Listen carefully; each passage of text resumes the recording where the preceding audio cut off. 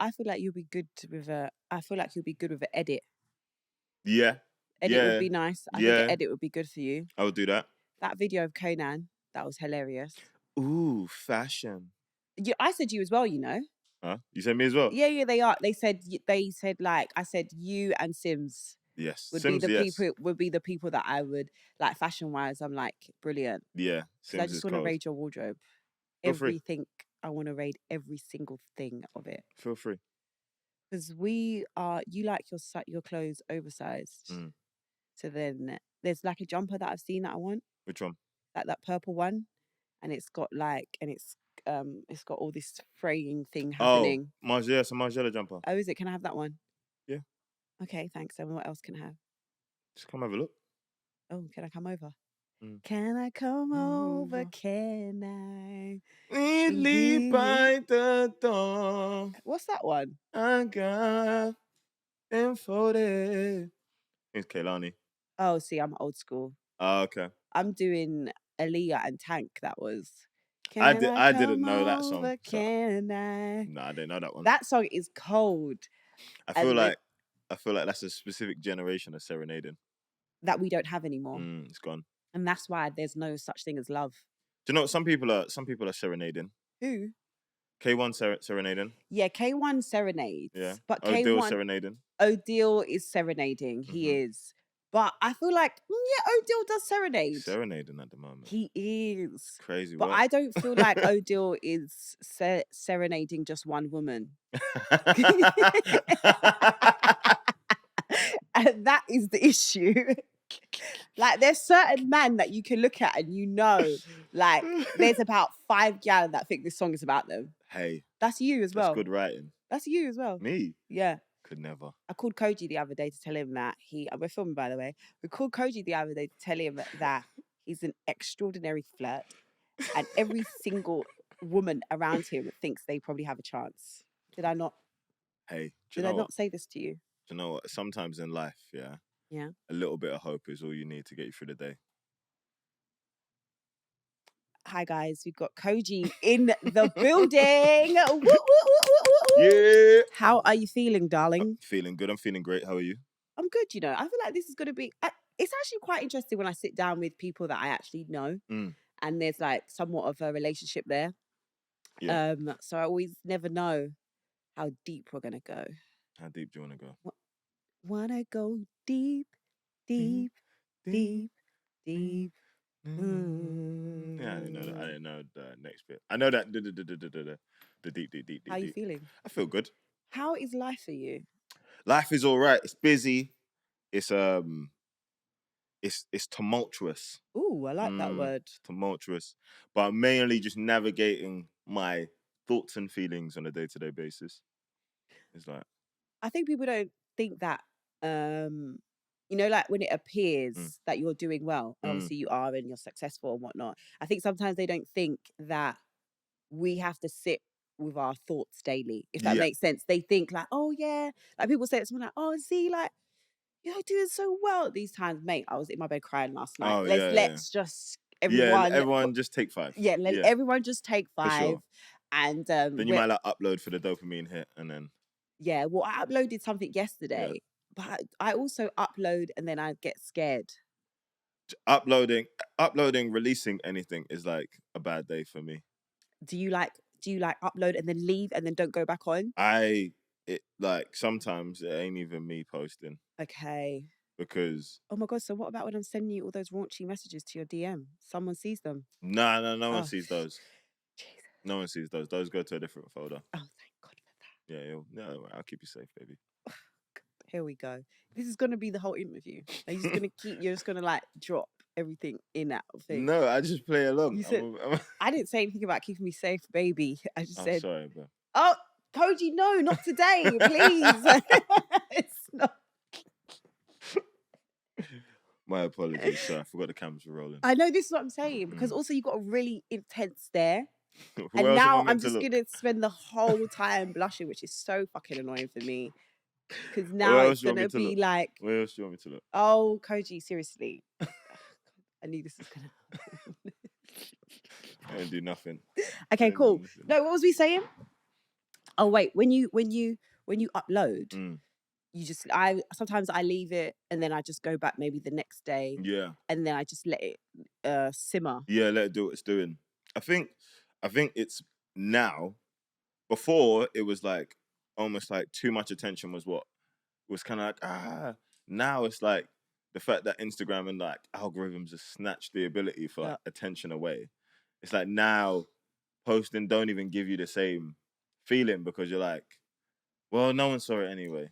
And then sometimes you don't know because sometimes you think, okay, it's like you're chasing the algorithm because you can put up the same time every day, and then they'll be like your social media analytics person will be like, put it up at 5 o'clock. Yeah, 5 o'clock. Because that's when everyone, Yeah. and then you put up at 5 o'clock, absolutely no one cares. No one cares. And then one day you just go rogue and you put up at 1 o'clock in the afternoon and it blows up. Yeah. And you're like, so what? For sure. What do we do? Yeah. And I'm like, now it's like, I feel like weird things are being limited. What do you mean? Like before, I felt like my stories were like a safe place. Okay. Like the algorithm would mess with me in every other place apart from my stories. Right. And like now it feels like that's going in reverse. And like I'll make like the dumbest story, like the dumbest post blows up. That's so annoying. And I'm like,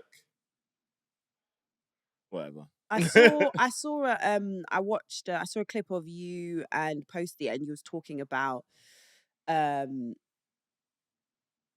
why you named the album Don't Look Down. Don't Look Down, and you were saying about we use with your boys and how it's actually, where was I going with this? Because I remember you said something that I thought was quite about how the different stages of fame that you feel like you've gone through, like you didn't feel like you could ever probably get to this point because of the way of the algorithm and how social media works and how, you're not on the blogs and you're not on circulating like that. Do you ever feel that you are a part of the culture but not a part of the culture? Whatever that means, if that makes sense. No, I know what you mean. I feel like within the culture, like as the culture lives and breathes in real life, I'm very much a part of it. Right. Especially even all the work I've managed to do behind the scenes in order to kind of like help people within the culture be who they are in the culture. I feel like in that respect, cool. Presence is definitely felt. I think I purposely spent a lot of time trying to not put myself out there in that way. Okay.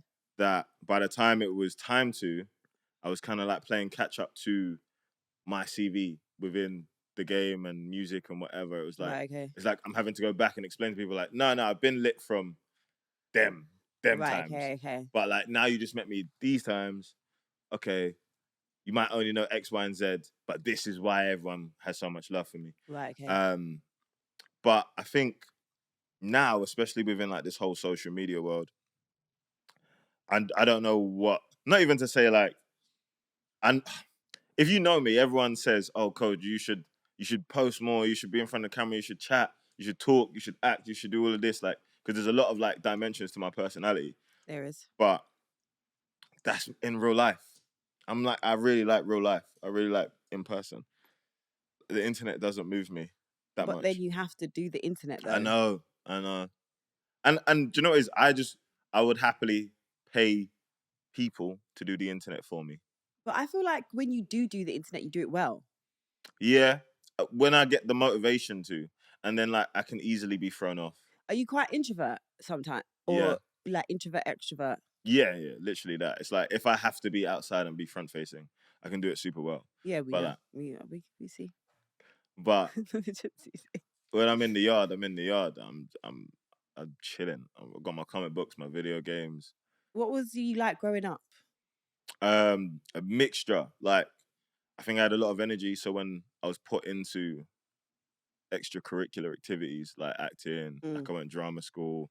I did a lot of like community kind of. Anytime there was like a summer holiday, my family would try and find a program to put me in. Right. Okay. So I was like always learning stuff, whether it was like dance or graffiti, art, illustration, whatever it was.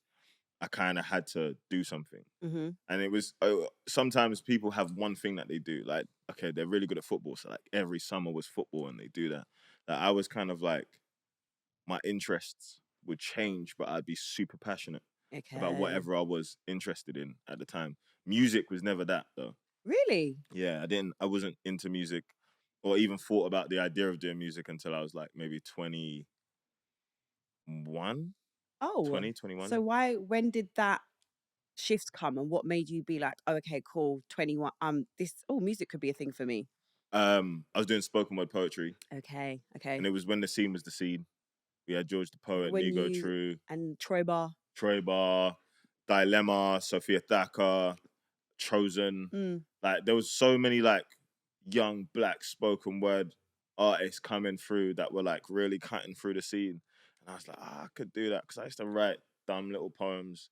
Do you remember your first poem? Yeah, it was stupid. Go and tell me. I don't remember it, but I remember it was about feet. It was about some lady with her feet out on the bus. Have you got and I was foot fetish?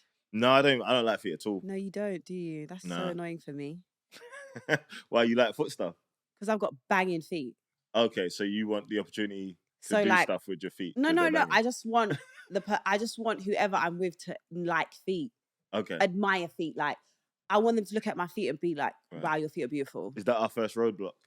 Is the feet? We've had many roadblocks, Kojey. Feet was not one of them. No comment. But no, okay, so she had her feet out on the bus. Yeah, and I wrote a poem about it. How many lines was it? Was it a sonnet? No, it was like a full little, it was like at least a minute and a half long, 2 minutes. Just me dissing this lady. It must have really irritated you that the feet was out on the bus. No, do you know what it is? It weren't even a real story. Like it's so dumb how this whole thing happened. Sully Breaks came to my college. Oh, I know Sully. Yeah, so Sully Breaks was at my college. And they've done a special assembly. Yeah. So I've gone to the special assembly and I'm sat there and I'm like watching him perform spoken word, and the whole room is transfixed. They're like, can't get enough. And I've never seen it. I'm like looking around, right. None of these teachers can get any of these kids to concentrate. Broski comes in with poems and everyone's dead silent, focused on the room. Yeah, that's so true, yeah. I said to my boy, I could do that. He was like, all right, go on then. I was like, all right, what should I write about? Like, lady feet out on the bus. Oh, that was okay. So he just gave you a random topic. And I was like, cool, say no more. Went home, wrote this poem, came back, performed it in like the canteen. Done it once, everyone heard the laughs, everyone's coming back over, do it again. So I've done it again. Even these times, everyone wanted to do the kind of Jamal Edwards thing. There's a few like YouTube channels that was coming out of my college. Right, okay. That I heard, it was like, yo, let me film it. So then they filmed it, and then it had this little moment back then online. Oh my gosh, you think we could still find it? Let's never find that again. Oh. Yeah, no, it's a wicked time for me. It was really awkward. I was wearing like jerkin vests.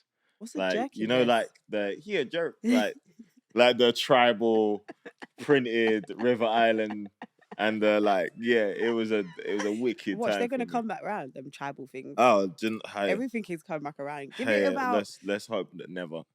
But I guess tie-dye is still in, isn't it? Like tie-dye is like tie-dye. You can get tie-dye off now, but like there was a specific era of River Island and Top Shot and Top Man that should stay wherever it's gone, wherever it's been Top buried. Shot's back.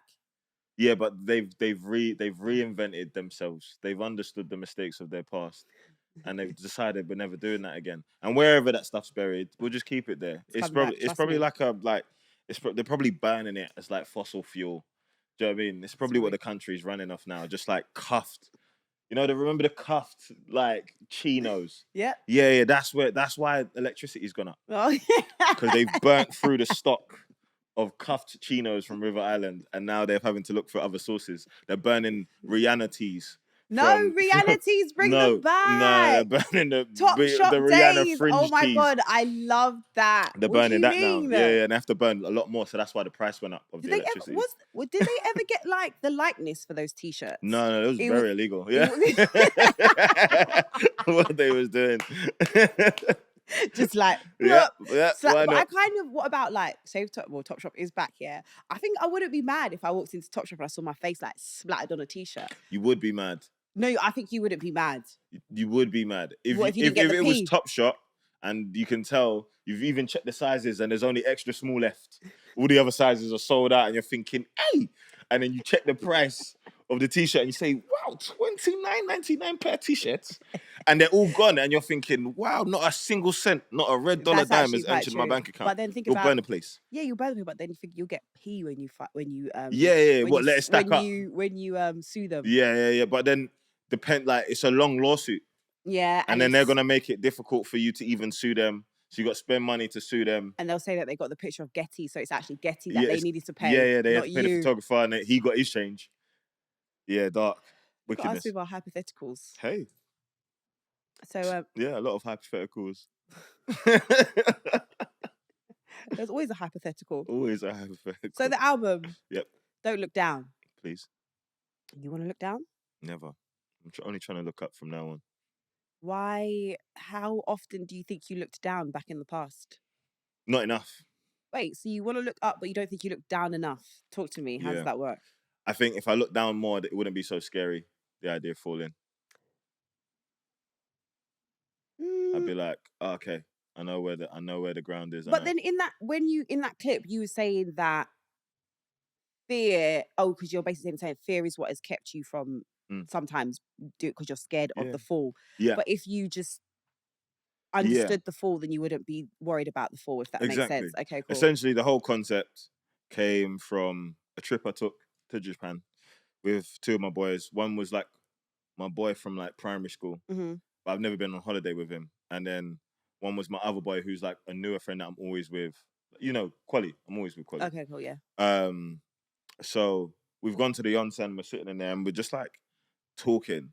But it's different when you're when you're the mutual that both people know. Okay. You're kind of getting new parts of your brethrens because they're explaining to somebody else that they don't know about certain things and talking more openly in that way. And they'll be saying things like you think, oh my God, am I a bad friend? They'll be like, yeah, my brother. You'd be like, shit, I never knew that. Yeah, exactly. You're like, you got a brother? Yeah. So we was talking about life and just kind of like this idea of like, we was kind of talking about it from the perspective of manhood and this idea that you're only really measured against your successes. And the idea of success looks different to everybody, but the journey to attain it is kind of similar. Do you know what I mean? You kind of have to shut things out and lock in and focus and remove yourself from certain temptations. And in the process of doing that, you can remove yourself from things that actually were beneficial, but you've kind of clumped them into the same thing.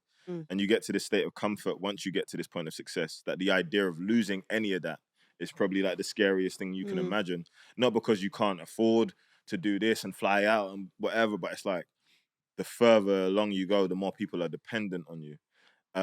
Whether that's financially, emotionally, mentally, whatever, you're in a position now where people need you and you're so focused on that you kind of forget yourself a little bit. So like, for example, a friend of mine worked an amazing job at a like media company. Yeah. Kind of doing like color correction and all that stuff, one of those places. And worked himself into a really, really dope position there and kind of felt like he found his feet and everything was there. And I hadn't spoken to this friend in 19 how long, because we were both on our paths of like focusing.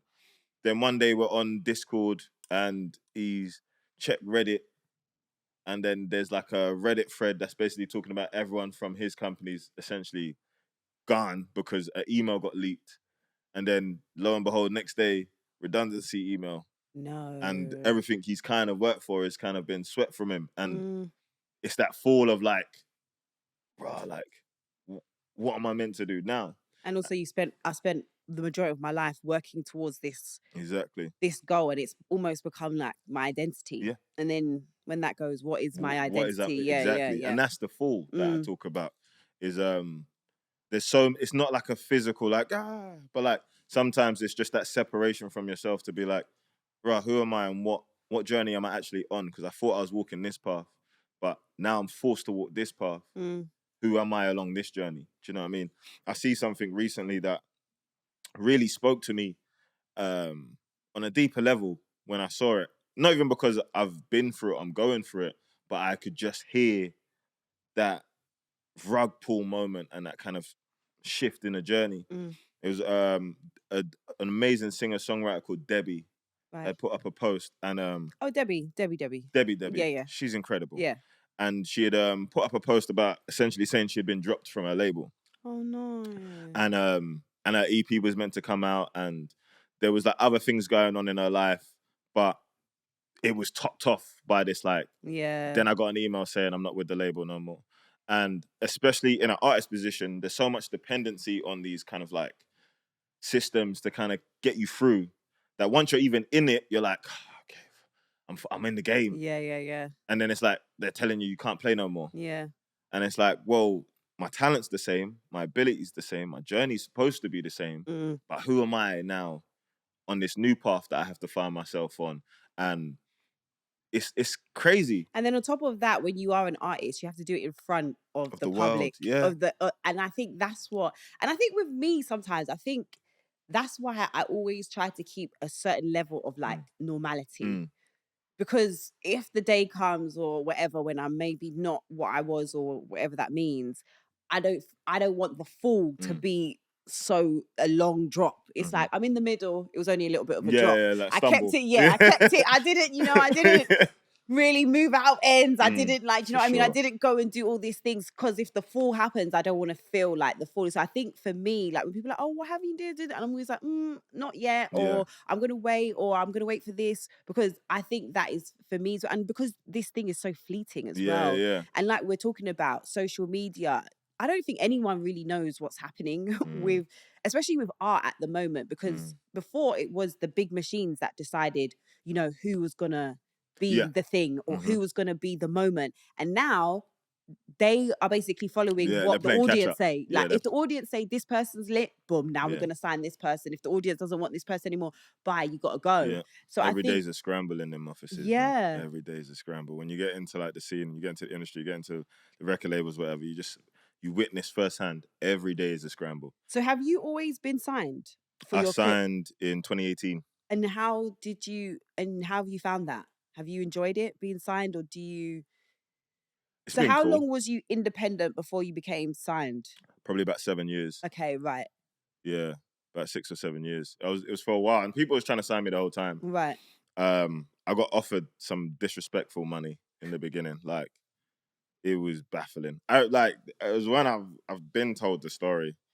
I don't think I've ever said what label it was, but it was a label that, especially for me being a fan of music and the artists that they had at the time, I was like, I want to be in this family. And one of their artists had showed me a lot of love, like taking me on tour. It was like, I was like, yeah, this feels like a good.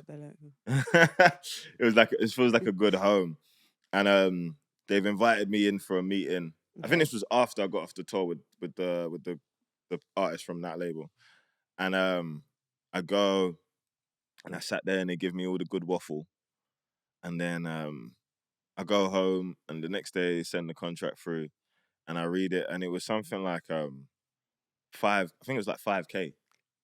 Yeah, they were trying to sign me for 5K, and it was like wasn't like per album. It was like 3 for 5. Yeah, it was a deal. It was a deal. At that point, one of them's free. It's like buy 2 get 1 free. Do you know what I mean? That is insane. Yeah. And I think from that point on, I was like, oh, this is a Babylon system, and you gotta know what you're in order to deal with it. Do you know what I'm saying? But what came with the 5K? Vibes, man. Vibes and joy. Like, do you know what I mean? The promises of hope and prosperity. But like now being in it, nothing concrete. Nothing. They wouldn't have paid for anything. Do you know what I mean? 5K is insane. Yeah. They wanted. But this is what happens though, is that they dangle a lot of money in front of, what they think is going to be a lot of money in front of someone that they think it's going to be a lot of money for, if that makes sense. Yeah, Do you know what I mean? For sure. And then probably at the time, obviously I don't know your financial situation, but at the time, if someone gave you 5K, you'd be like, whoa. You'd be like, bet, this is amazing. Yeah, we're going crazy. Right, but then when you think about it, it's true, because I ended up signing a publishing deal maybe a couple years later for not much more. Right. I think I signed my publishing at the time for 20K. Okay. And that's quite a nice big jump. It was a nice chunk for that time in my life. Yeah. But it obviously disappeared because that's what money does. And then also I wasn't recouping any of it because I had a different management at the time who, for as amazing at their job that they was, certain things just kind of like slipped through the cracks. Right, okay. And a lot of the paperwork when it came to a lot of my songs weren't really done properly. So what I should have been collecting on publishing, I just wasn't collecting. Right. Until I kind of got new management and it was somewhat handled. But then, imagine my pub ran out. So that company shut down and they got sold to Sony. But my contract was coming to an end, like my original contract. So they've hit us and they're like, yeah, like we've got your contract. Would love to renew it. You're doing amazing now. I think such a great artist. Love you. I think, oh, thank you. Keep glazing. I like it. Right. And how much you want? I say this amount. And I it's a lot. Okay. This whole amount? Right. And I'm like, yeah. Whole thing, please. Yeah. And it was like, being honest with you, don't think you're worth that much. And I was like, oh. Because that is the conversations, though. Yeah. Because that is, and I think as artists, as creators, that's one of the weird things. Like you'll send over like, this is my fee, and then they'll come back and be like, well, no, actually, we think that you're worth this, or that's basically what they're saying. Well, this, and then you could speak to someone else and be like, oh no, they paid me this. Like, oh, so they think you're but I'm not. Okay, fair. Exactly. Like interesting. So it was one of them where I was like, well, bye, type sitch. And then ended up finding a new publishing home that saw that value and then some. And we're getting money now, and it's great. But not every no is like, do you know what I'm saying? Have you found it hard, or have you ever found it that people want to box you in because of, we know what happens, you know, you're black, you rap, you're artist, and they sometimes labels want to pigeonhole you into a certain look or a certain sound. So have you ever found it difficult, the music that you make, the sound that you produce, what you speak about, your content, have you ever found that a struggle when it comes to never with the label. Right, okay. Never with the label. I feel like I'm with the audiences? Probably. Okay, right. Yeah. I think I'm a rare case in industry world where I'm almost annoying to talk to, because a lot of the problems that other people go through within the label, I just don't subscribe to. Right, okay. I think it's as simple as that. It's like, I came into my label situation with my team. That's still my team. Right. Do you know what I'm saying? So even down to like my own publicist, my own radio plugger, everything, I built all of these things for myself in that 6 or 7 that I was independent. So by the time I got to the label, my team is my team. I'm using my team to work with the team at the label, which I very quickly realized can change at the drop of a hat. Whole teams can go and you just get a new one assigned to you, and it's just is what it is. So you can't rely on systems like that, because you're building personal relationships, because this is your life. Do you know what I'm saying? This is your art, this is your music, this is what you care about. So the people you work with, you want to have a certain level of rapport with. Yeah. And you should build that, but then it's like you can't anchor yourself to it, because they might all just leave. Like I remember the original team that I signed with, they all left and they went and did 0207 Def Jam. Right, okay. Like maybe 3 months after they signed me. So like I was like, hi everyone, bye everyone, hi everyone. Yeah. Like, so in that respect, it was kind of like, and like with my music, I got signed by the head of I'm with Atlantic. Right, yeah. So I got signed with the head of my label. I'm with Asylum at Atlantic. And I think it's just because I just go and do my thing and I come back with the finished product. So I've never been in that room where they're like, this is in. I feel like we should do X, Y, and Z, and I feel like you should be dressing like this, and I feel like you should be doing this and that. It's never happened to me. I don't know I don't even know what those meetings look like. Right, yeah. I'll come in on the rare day that I'll go to the label and I press play. And they quiet. let you have but that's a beautiful thing, because a lot of artists don't get to have that much sometimes creative control over like what they want to do and how they want to sound. And there's a lot of pressure nowadays, like we're saying, to do trending things and make yourself seem like this, or this is the music that we want you to put out. So that's a very kind of fortunate position that Yeah. you're in. I think it's my journey into music was never kind of based on this idea that I want to be this type of music artist. I want to be this person or that person. I just kind of would have ideas and be really passionate about like a specific topic or like how I wanted to put something together. And I'd go away and I'd be really nerdy about it. And I would do it almost to like an obsessive level. Mm-hmm. And that's it. What else do you obsess over? What's your latest obsession at the moment? What's my latest obsession? Yeah, what's your latest obsession? It's really nerdy. Go on. You are a bit nerdy though, Kojey. Yeah. It's blacksmithing.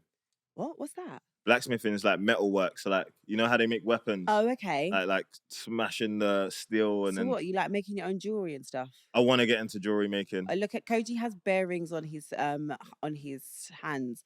And I have a theory about men that wear rings on their index finger. Yeah. Because, yeah, I feel like men that wear rings on their index fingers are like you.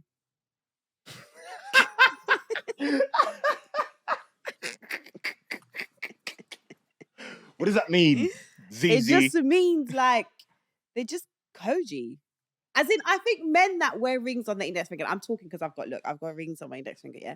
I think there's something about, they're just very like eccentric. Right. They're very like sure of themselves, yeah. Right. They have a certain character trait. Like, ladies, tell me if I'm wrong or not. Every single man that you know that wears a ring on their index finger, do they not all have a certain personality trait? What's the personality trait? And that personality trait is dangerous. They'll probably break your heart. Like, if I see a guy with index finger rings, I'm like, no. And I've been right every single time. Every time. And every time I'm like, oh, he's got the index. Maybe he's not going to be. It turns out to be exactly that. And I'm like, I fucking knew it. It was the red flag. This was the red. The whole time. It was right there in front of you. The whole time it was there. Yeah, I just like rings. I can't speak on that personality trait. If I have it and I possess it, I'm sorry. No, don't apologize for it. I shouldn't apologize. No, don't apologize. Just own it. Just own it. Yeah. What? Index ring gang. There's just like, I can't put my finger on it, but I bet you any money, when I put this in my story, the ladies understood exactly what I was talking about. They knew exactly what I was saying. Hey, you know. And you know. I feel like bad press propaganda. No, it's not. Bad press and propaganda on index ring. It's really not. Man, them adorn your fingers. That fashion. Let's get into the fashion, because you are fashion. I would say you're like low-key fashion icon. Is it? Yeah. You look good. You always look good. You always look good. Thank you. You're welcome. Yeah, you always look good. You very explorative. Is that a word? Oh yeah, there was a lot of exploration. It took a lot of like L's. Yeah. How did we get here? Mistakes. Have you always been quite experimental with the clothing? Or yeah, from time I remember picking up my GCSEs. Right. Murked it, obviously. How many A's and C's and D's did you Bare get? of them. How? Go and tell me. I can't remember. You can. You can. Because that's how I know you didn't really get that good grades. No, I did. No, because if you got bare A's, you would remember that. I got at least 2 A's. Okay, cool, fairs. I got at least 2 A's, a couple B's, a few C's. I got a D in music. Okay. The way you said that was, the way you nodded was like, yeah, I could understand that. I mean, huh? What happened? No, but you excel in so many other areas. Do you know what I mean? What did you get an A in? English literature. Exactly. Exactly. English literature and expressive arts, which was like dancing, drama, all of that kind of stuff. See what I mean? Yeah, but see what I mean? Yeah, but see what I mean? don't like the fact that you're trying to say that, because I like music. No, but I like music. So what are you trying to say? I might not even be that good either, Zeze. That is actually diabolical. Because you're basically saying, yeah, I understand why you would get a D in music. Yeah. No, why? Because I feel like you were so laser focused on English lit and expressive arts. They used to make us make beats in English in the music. And you're not trying to be a producer. Right, and it would really give me anxiety. Yeah, you're not. See? Like, to the point where I would... It's not used to curriculum. Basically. And then we had to make our own song. Mm-hmm. No, we had to make our own beat and then write a song To it. to That's that too beat. much. That's Right. too much. And I couldn't do that now. I couldn't do it. I couldn't. I wrote a song about my best friend that wasn't my best friend anymore. Oh no. Yeah, she basically, in school, she found a new friendship group. Oh, no. And yeah, she was really my friend. And then she basically ditched me for a new set of girls. I'm sorry to hear And then I basically did a Kelly Price. She was my best friend. Can't believe it, can't believe it. That's basically what I did. And they saw that emotional, heartfelt performance and gave you a D. But I tell you what my music teacher did say. Wicked. Tell you what my drama teacher did say. What? I mean, my singing teacher did say. He said that I'll find my voice when I leave. And did you? I mean, sometimes I sing a little note and people are like, oh my God, you can actually sing. No, yeah, that was a little note. And I was just like, well, yeah, but can I also say, I was in like singing classes with like Rita Ora. I went to school with Rita Ora. I'm in classes with these people that are singing, like, because when singers. I don't know if you remember, Vanessa, who was in the Vanessa Bling. Vanessa White, who was from was in the Saturdays. Yeah, her voice is absolutely amazing. I had a tune with her back in the day. Really? Okay, and so you know the vocability, right? She's cold. That's what I'm saying. So the school I went to at Sylvia Young, you know that. When you do full time, you do years for like academic, but then when it comes to like Thursday, Friday, which was vocational, it was just done by ability. Right. So you could be in like a singing class with a year 5 or like year 6 and I'm year 9. Right. But it's based on ability. Because they're just murking you in the vocal vocal you're range. like year 9 and then you're in a class with like fucking Vanessa White, who's belting in my friend Cartier, who you could sing off her lungs. And people get tripped up. And then there'll be me and my friend. I remember my other friend Robin. And we used to just try to do everything to get out of that singing class. Like, oh, got a sore throat. Yeah, Ray. His name was Ray Lamb. I don't know if Ray Lamb's actually still alive. Actually, he should be. I'm sorry if he's not. That's a bit weird. But Ray Lamb, I remember he was our singing teacher, and he was like dope. Everyone loved Ray Lamb. He was really always used to get the best out of you, etc. But he was also like really harsh. Okay. So sometimes yeah.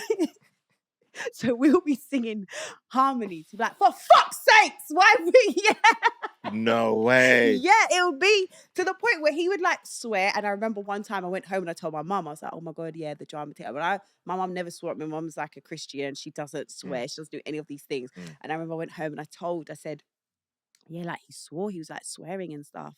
And then my mum, hence why I'm probably like I am, writes fucking letter, doesn't she, to Sylvia Young herself and says, hi, I'm Zalika's mum. She told me that Ray was swearing and I don't like one of those letters where it was just like she had every right, but why would you do that to me? Like, why would you be that parent? So now Ray just didn't like it and he gave you a D. Basically. That's what I think it was. Because even one time in class when he swore and he's like, actually, I better not swear because some people's parents have been right. Like, he's like, we got some snitches in the camp. Smells like rat in here. Literally. So that was my thing. But I didn't like singing. But I love music though. Okay. Hence why I love to like sit down. Hence why I like to sit down with people from the culture and musicians and talk about music. But we appreciate you. And I think that sometimes people that are not necessarily the most well-versed, like I couldn't tell you every single instrument, but we are the consumer. So you lot should listen to us more. Because I think what happens with musicians, you lot listen to other musicians, which is the downfall of you lot. Because they're not the consumer. They are the consumer, but they're not the sole consumer. Yeah. I let everyone hear it. You've been doing a lot of listening parties, haven't you? And what's the reception been? Incredulous. And how do you feel about bringing out the album? Oh, I'm a nervous wreck. Are you? Your album is quite personal. It's quite vulnerable. Yeah. Don't know why I did that. I should have just made 16 songs for people to shake nyash to. But but expensive is like a nice. It's a little. I call it a front wine with him. Oh, like when the front one when you like look. Yeah, you got to lock eyes. But no, and it's like the legs are in between each other. Yeah, and it's just hip like and grind. Like back in the day when you had to have like a detector to see if there was even moving. Yeah. Like the grown people dances. You growed and it's just... Yeah, and it's sensual. You do make quite sensual music. Where does that come from? Are you quite a sensual person? I think so. I like to think so. Yeah, you are quite sensual. I like to think You're very like deep eye contact. And like now you're doing the deep eye contact. Like you like to do the deep eye contact. This is propaganda. I watched your episode with Mahalia.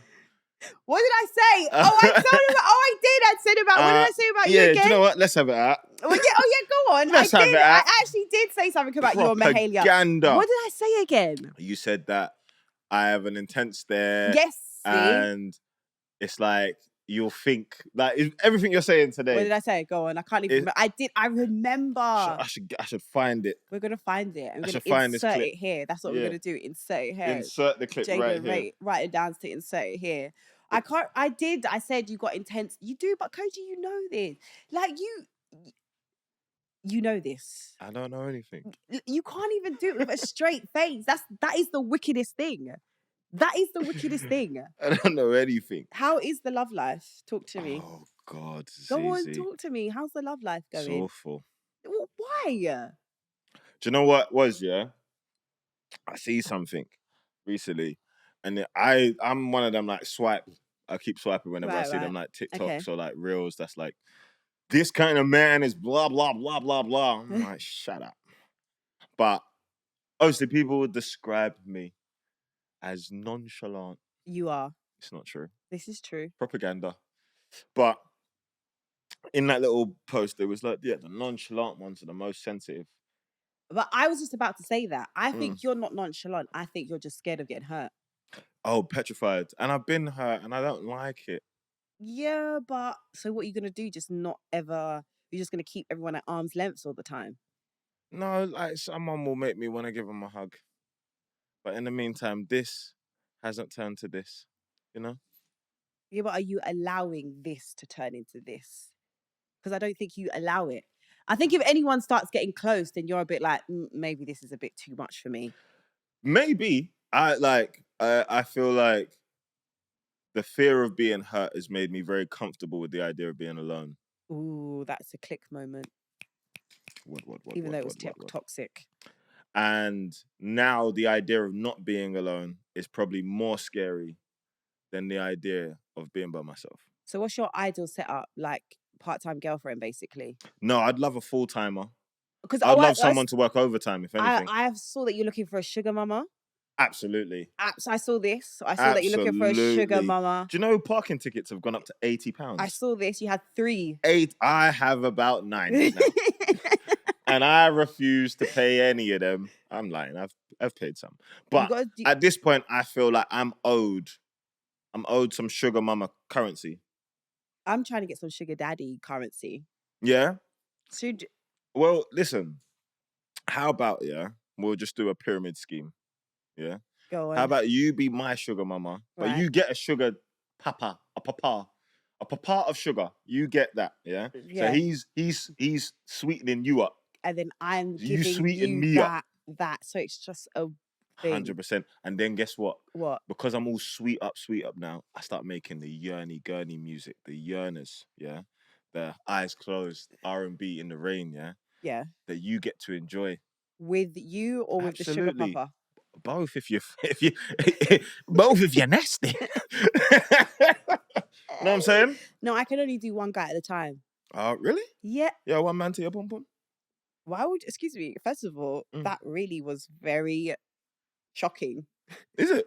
No, what my reaction was shocking. Yeah, because it was like, I said, I only got one, I can only do one guy at a time. Really? As if you've heard some things. No, I've never heard anything. But I feel like you have, in some places, masculine energy. That kind of gives that, like, I could run a few if I have to. I might not want to. It's time consuming. Where's my masculine energy? It's in your aura. Is it? You like it? Sometimes. Okay, but... Do you like being choked? I just have this theory about women that wear chokers.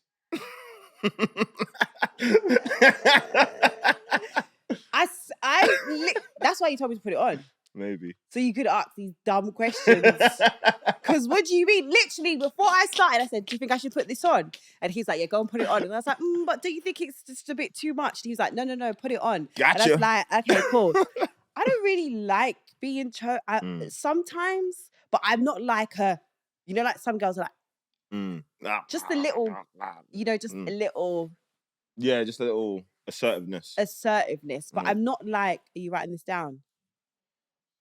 A little bit of an assertive. Okay. Just a little bit of not too much. Do you like being choked? Do I like being choked? Do you know what? I'm going to say no. No. I'm not like, if it was happening, I might not stop it. What do you I might like? let it rock for a few seconds. And then you'll be like, stop this. What do you like? What do I like? Yeah, to be held. Yeah, that's what I'm saying, because that's what I mean. Why won't you just let someone hold you? I'd love someone to hold me. I'm pretty sure there's quite a few women out there that have been trying to hold Kojey. If you would like to hold me, please apply below in the comment section. But do you want someone that's quiet? You can be as loud as you want, baby. Just apply in the comment section below. I'm going to scroll through the comments and I'm going to find my next wife. Tell him, but they need, like, what do they need to have? Ooh. Yeah, what do they need to have at the minimum? Their life together. Okay. Because you're quite like I like my own space. I do like my own space. Which is calm. It's like, do you know what I would love? Do you know what I would, this is like the dream, yeah? Yeah, go on. Is I want a babe that is getting money or knows how to get some money. Right. So then now we have money. Together. Right. And then we buy Wham Yard. Right. So that way, if you need to find me, it takes at least 5 minutes. Okay. So in that time when she's calling your name, yeah, she's got to walk around. She's got to walk around, and you can prepare yourself mentally for her to walk in the room, and then she's like, "Koj," and you're like, "Hi, babe." Hey. But really, you've been like, "For fuck's sake, I'm like, here we go again." I'm so close to gold 3. If she just gives me 5 more minutes, and then I can move the payload 5 extra meters, and everyone's happy. Boom, she's in there now. I'm distracted. Now all of a sudden I'm back at spawn. Vex. I hear it. I'm having to run back to the battle. Battle's over. And this is some gaming talk that I Battle's over. Screen reads defeat, but she's just there smiling in my face. And now I'm thinking, I wasn't enough wings in this house. And then now I'm on Zoopla shopping for a new house because she found me in this one. You know? This is a very thought out thing that I reckon you thought this out quite a few times. Do you know, I was blessed with an overactive imagination from birth. You are quite energetic. Yeah. But it's a chill energetic. No, it's not. It is. Because when you're energetic, like you're really energetic. Yeah. I get the zoomies. Mm-hmm. But then you are quite, but that's what I'm saying. I think like even today when you were here earlier, you're quite reserved. And because I do know you to a degree, you are quite, I reckon you are quite reserved. Like I have been around you and you're just very quiet. Yeah. And you could just be like very in yourself. Do you know what I mean? Yeah. And then I'll get the zoomies and I'm like off the walls, and then I'm like, and then you're like, enough nah. of that. Yeah. How on your album we're talking about being very vulnerable, very open. I absolutely love the song with you and Gets. Yes. Baby Boy. And that in that song you're talking about fatherhood. And then also I hosted the short film. Yes. That you did. Thank you. Appreciate it. Thanks for having me. Anytime. Even though you didn't ask me, John asked me. Why didn't you ask me? I thought you'd say no. See, that's what I mean. You don't like rejection. So you just won't ask. Well, you should have. I know. Because when you sent it to me, I was literally looked at it and I was like, I wonder who's doing the conversation. We was going to have no one. I know. Because I was too scared to ask anyone. Because you're like, nah. They're going, you're one of those people, you don't like rejection. I just don't think I have as much, like, not even to say that me and your friendship's based on motion. On what? But I just don't feel like I have motion like that. So there's certain things that I can do, or certain people I can reach out to, or there's certain environments that I'm in. I'm like, how am I here? Like, well, you don't think me and you are that cool that? No. I know we're cool, so I could just ask you. But in my mind, I just think, my thing's not even that lit. So she's busy. She's like, she might have a film premiere, like a real one. You know, she's got like, you know what I'm saying? She ain't got time for the little people like me. Kojey, you're not little. You're a big fish now. Big fish. Do you understand that? Yeah. But like, what's a big small fish? Like a shark fish. No, but okay. So that is. I'm gonna get back to the baby boy thing, right? Yeah. But I wanted to know: does that ever bother you? Like, you're super talented. You're a great lyricist. I think you're up there. do you ever get annoyed that sometimes you're not a part of that conversation? Like when it comes to like the lyricists and who in the UK is this and who in the UK is that? Does that ever get you like rotted? Like, are you like, okay, do you understand the content I'm putting out? Do you understand the material that I've got? That I'll run bars around some of you man that are in the top 5 or top 10. Do you ever feel like that? Yeah, I do. But then I also appreciate the fact that they know that.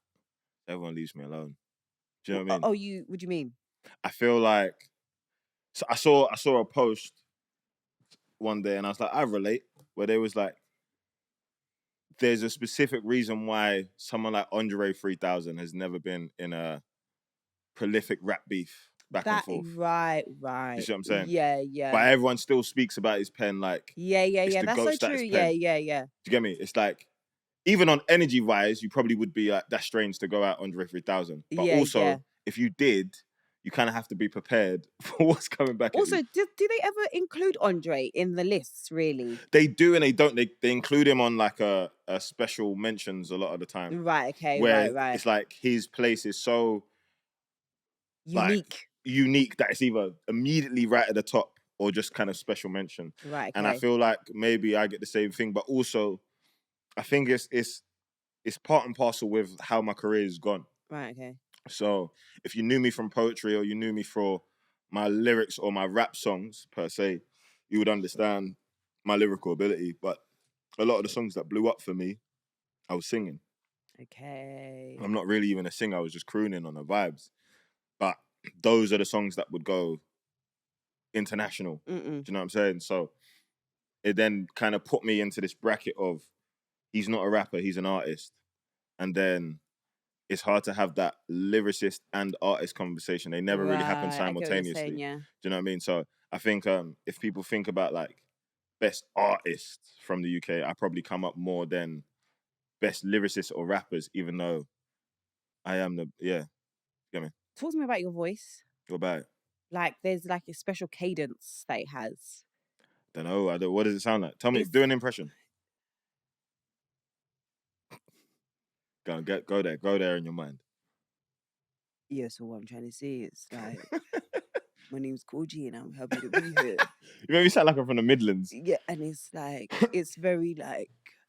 Is it deep? Is that what it is? It's deep, and then you'll say certain words in a certain way. Yeah. Maybe it's just my cadence of my rap flow. I don't know. But your voice is like that though. Yeah. Your actual voice is quite...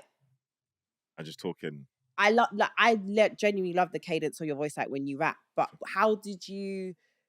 Yeah, like how did you find that? How did you? Was probably spoken word? Okay. Yeah, it's probably spoken word. Just okay, that makes sense. Why you know how to like pace certain words. Yeah, shape certain words, use different like pitches and all that kind of stuff because that is poetry. You have to. Yeah, because you don't have much to accompany. Right. Yeah. So it's your words that do the painting and the words that do the. Makes the music almost. Exactly. Right, okay. Exactly. Saul Williams is really good at that. Right. Yeah, no, it's very deep. Do you ever put some effects on it ever? It's a bit of reverb. Okay, right. Nice. Yeah, just a touch of verb. In fact, just reverb the rest of this interview. Just like, yeah. But it's very, I don't know how to explain it. Well, I think but back to Baby Boy. Yes. And you spoke about being a father. Yes. So you're a dad. I am a dad. How does that feel? It's great. You like it? It's cool. Most people would like it.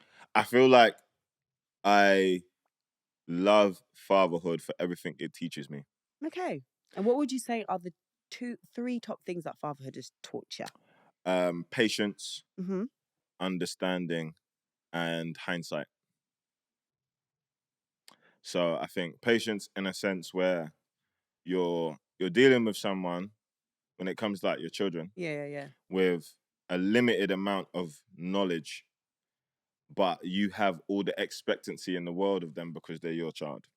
Right. So it's like there's some things where I'm like, I'll say something to my son and I'm like, oh, that's the first time you've ever heard this as even a concept be discussed. True. Yeah. You have 3 years, 4 years, 5 years worth of knowledge in your brain. That's all.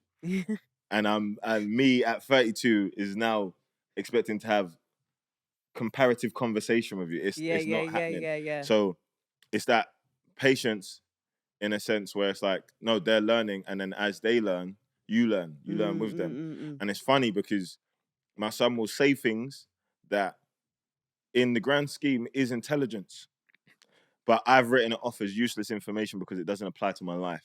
Right. Okay. Do you know what I mean? So like, for example, we'll be in the we'll be in a toy shop, or we'll be in a comic book shop or whatever, and he wants a toy. So I'm thinking I can outsmart him. So he wants a dinosaur toy. So I said, all right, cool. You want a dinosaur toy? Let's go look at the dinosaur toys. So he points at one of the dinosaurs. It's a dinosaur I've never seen in my life. Mm. I go, what do you want now? It's massive. I go, he can't read. These are important things to preface. He cannot read. Right. It's a massive dinosaur toy. I said, all right, cool. What's the dinosaur called? We can talk about getting it. With no hesitation, he looked at me and said, Spinosaurus. He's caught you out. And I was like, in my life, I've never heard of a Spinosaurus.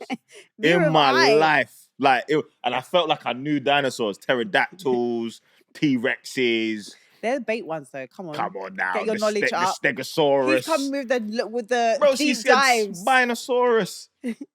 I was like, okay. But like, the way their brains work is like all information is new, so they're remembering it, and it's like it's still accessible. Yeah, do you know what I'm saying? So that's it. Hindsight, in a sense, where I think my need or willingness to be in my son's life as actively as I can be kind of comes from what I didn't get to experience within my relationship of fatherhood with my dad. Yeah. And I guess the time that I made believe existed, but then when I realized didn't exist. Does it? Because some people say, like, when you have your own kids, and then if you didn't have a necessarily great relationship with, I don't know, like your dad, like I don't have the best relationship with my dad. Actually, I don't even talk to him, which is not the best. But I always wonder, like, maybe, no, I don't think so. But do you ever think, oh, now I understand why my dad this or that? I get it a bit better. I think I understood it a bit less. Right. I think I understood it better before I had a son. Right, because now you think, how could you? Yeah. Yeah. I think it's exciting for me. Like I'm excited by getting to know my son. Right, yeah. Learning his personality, what his interests are. Do you know what I mean? How I can get him involved in mine. And it's like, I didn't realize that was missing. Do you get me? It wasn't like, I got so used to what my reality was that until I kind of experienced it through my son, I was like, right, I never had that. No, like, yeah.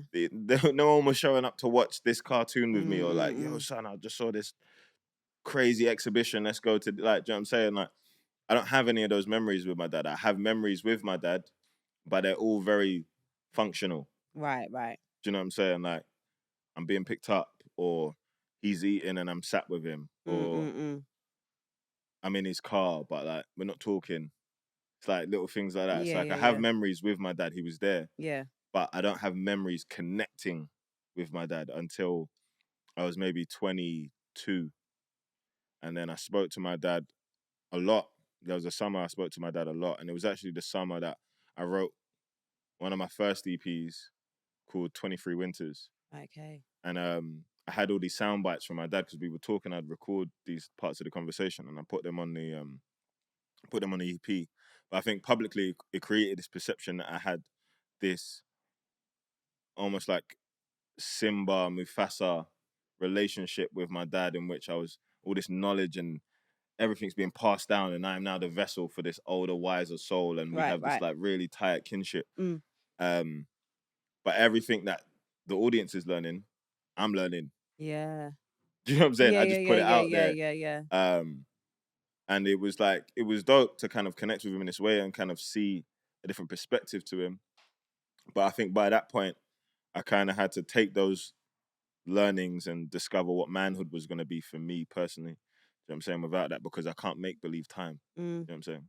I was having this conversation the other day with my friend, and it was about even just going back to like the love and relationship. And I was saying, I feel like a lot of men, especially like black men, they've never been like taught how to love because a lot of them haven't seen their fathers love their mothers Mhm. or what that looks like. So there's an element of like teaching, and there's an element of like grace that you have to give a lot of black men, I Mhm. think. And I don't think that grace sometimes it gets extended to you guys, because you're just supposed to like know. And even like when it comes to being a father, it's like, okay, how am I supposed to know to be a father? Because Mhm. I wasn't fathered Mhm. either. Do you know what Yeah. I mean? So Yeah. now I'm actually learning Yeah. everything myself as well. I think it's just having the humility to kind of let somebody else take the leadership role and Mm-mm. learn from them. Yeah, I yeah. think my son's mother had a very very vocal presence when it came to like, we are not raising him the way that society says we should have just been used to, because it's just life. Right. Like shouting at your kids or hitting them or punishing them for everything, or Yeah. do you know what I'm saying? Or like ignoring them, and do you know what I'm saying? Like, or not giving them a voice, not allowing them to be emotional. She very quickly and very early said, none of that's happening for our son. And it was kind of weird for me at first, because there'd be things that was happening that I'm like, my only reference point is what I grew up with. And I go, I don't even know if that will work. Do you know what I'm saying? Like, just getting angry or just reacting, like, you're punished, or you're just like, what are you doing? I don't think that's gonna work. So then you take a second, you're like, right, and you start the power of conversation and helping them understand that they can negotiate within a certain parameter, and it kind of encourages that back and forth of like, okay, yes, you feel this way, and those emotions are completely valid, so feel those. Right. Okay, cool. Like, so where can we go to next? And you're teaching them how to deal with their emotions instead of push them away. No, I get what you mean. Do you know what I'm saying? So Yeah. I think I had to learn that from her, Mm-hmm. and be humble enough to know that I didn't know anything, and a lot of what I'm learning is secondary to what she's had to learn in Right. real time, and then been able to kind of teach me or speak to me, or just I can watch it and go, okay, oh, he reacts better to this, or actually this is maybe where I need to step in now, and maybe soft parenting isn't working here, but it doesn't have to be hard parenting. Right. It's just a different tone. It's actually, okay, command presence in the room, and just, we're not doing that today. Do you know what I'm saying? And like little things like that, where it doesn't have to be aggressive. It's just presence and authority. Do you know what I'm saying? So, Because also something else you spoke about in the song, and we spoke about it at the screening, was the idea of co-parenting as well. And in that song you speak about, you watch your mom and you watch your sisters be single mothers, and now you have kind of contributed to that kind of ecosystem. And I thought that was beautiful to kind of reflect on, but also the idea of home as well. We spoke about what the idea of home is, and how home is not always gonna be a nuclear family. It could be a two separate households. How have you found the co-parenting? How have you found that? And there's the highs and the lows, and even just you as well accepting the fact of whatever you thought your first family was going to look like, kind of getting rid of that idea. Because I think all of us would be like, oh yeah, we're going to get married, we're going to have kids, we're going to live in our big house with the 3 wings that you want. And then you have to kind of put that to the side, and this is more your reality. How has that been for you? It was a journey. It was a Yeah. journey because I was on a different journey. Right. Okay. Yeah. Do you know what I'm saying? Yeah, Completely. yeah. And it was like, okay, life's changing. And it was a big kind of discovery of self in a weird way, where it's like, okay, as much as I walked around and felt like I was the man, Yeah. how much of that is really true? Do you know what I'm saying? Like, how much have I managed to kind of do for myself to even imagine the concept of looking after somebody else? Do you know what I mean? I think at the time I was getting money in music, but I was just starting to get money in music, and I was still at home. Right. Okay. So I didn't have any responsibilities, do you know what I'm saying, apart from like helping mumsy with stuff. But I had a lot of excess to just do dumb stuff with, do you know what I'm saying? Like, and then COVID hits, and I'm in my box bedroom with all this stuff that I've bought because I thought it made me feel better. It was cool. And none of it means anything anymore because we can't even interact. We can't go outside. No one can't see me. You know what I'm saying? I'm growing out of these clothes that I bought. Do you know what I'm saying? It's like I can't even rock them anymore. And I don't have the basics. I didn't have a home for myself. I didn't have certain, even just life insurance in place and little things like that are like actual like adult things. I didn't have that. So it forced me to grow up, and not in this like way like like to be a man, to be there for my son. Like that's over time. I'm still learning that. But just in terms of like getting my life in order and having proper conversations that weren't kind of like about the next bit of excess or hedonism or whatever it was. It was just kind of like, let's sort life out. And that was an adjustment. But I think by the time I adjusted to that and kind of got settled in that role, co-parenting was fortunately like the easiest part. Okay. And I give credit to my son's mother, Rachel Amma. She's an amazing woman. And she is. She's so great. And like and she can throw it down in the kitchen. Yeah, she can cook. She can cook. And you should all buy her sauces, Amma sauces. They're banging. We love this. See that? But I think it's being able to accept or give someone grace even when it's hard to. Because do you know what I'm saying? There's probably things that frustrate her about me constantly. But the team we're playing for is him. Do you get me? So if we got to have locker room chats and figure it out off the pitch, we'll get that done. Do you know what I'm saying? So that way we can kind of move forward in the best way possible. And I think making the decision to like live offline when it comes to that, building that relationship definitely helped a lot more, because there's a lot that you're figuring out within the co-parenting situation, even in terms of just like time management, especially with two busy people. It's a lot. Do you know what I mean? And there's a lot that she wants to do for herself, like have her house, build her house that my son can live in, and that's his forever home. Do you know what I'm saying? Build her business and all that kind of stuff, as well as being a mum.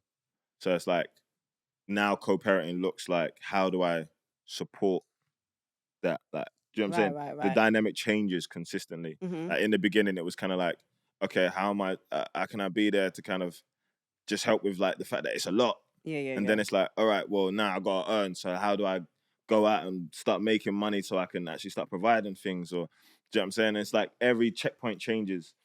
But you gotta have the right partner to be able to do that with. And I'm fortunate. Do you know what I'm saying? I recognize that I'm very fortunate. And not everyone has my situation and my dynamic, and it's not as easy as for me to just say, just get along. I know. Just get along. So like, do you ever think, is there a world where you guys could ever come back together? I feel like, because I think, but yeah, that's me. I think, you know, as well, that is probably the immaturity in me, because I think sometimes as human beings we'll see that two people get along so well, like, and you're like, so why would it, like, because you speak so highly of her and you guys co-parent so beautifully together, and then it's that thing of like, well, so then why would you two just not? But then sometimes it's just, it works perfectly like this, and that's why. And it's exactly that. And that's why, and actually it's better off like that. Yeah. I feel like it's never like nah, It's just like, when you reach a point where something works as is, let it work as is, because again, the team that you're playing for is the child. Right, do you know what I'm saying? So it's like, a lot of people have stories in their mind where mum and dad was together and then it starts to get rocky, and then now they're not together and their lives are very different. We never want to give our son that perspective. Right, okay. Do you get what I mean? Like, whether we can make it work or not make it work, it's like irrelevant.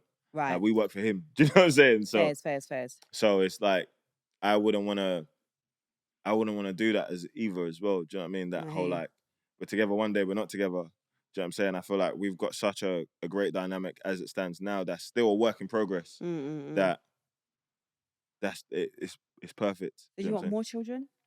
I would have more children. But The dynamic. what do you mean? I feel like everyone wants the nuclear. I feel like if I was in a nuclear situation, I'd have more children. I wouldn't just have more. I'm not trying to do the real bad man thing. I'm not.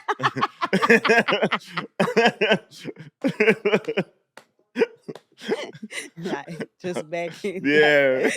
52 kids, 84 baby mother. Like, nah, I'm not trying to do that. So you're like, I don't want kids. I don't think I want kids. Awesome. Yeah. I feel like I'm trying to look for someone with kids. Awesome. Yeah. It's like I know a lot of people that have kids and they only want to date people with kids so they don't have to have more kids. Yeah. They can have more kids because they've got kids and that's like, yeah. do you know what I'm saying? But I'm also meeting more people that are so much more comfortable with the idea that womanhood doesn't immediately equal motherhood. You know? And I think also I've just got to the age. I'm like 36 now, and I think I have like a nice. That's sugar mama age. Is it? Yeah. Just qualified. Welcome. What? Don't worry, we'll give you a package. Thank you. Yeah. And then what happens though when I'm a sugar mama? Oh, all my parking tickets come straight to you. Oh, okay. But then what do I get out of it? Huh? What do I get out of We it? talk about it off camera. No, we want to talk about it now. What do I get out of it? If I'm paying for your tickets, what do I get?